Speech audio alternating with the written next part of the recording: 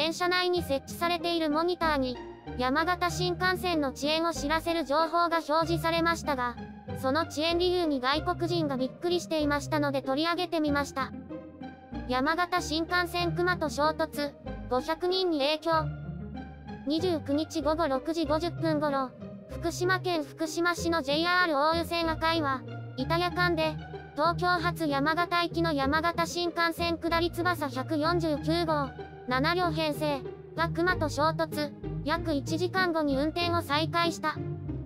乗客約270人と乗務員に怪我はない。JR 東日本福島支店によると、後続の山形新幹線と在来の普通列車の下り各1本を含め、乗客計500人が影響を受けた。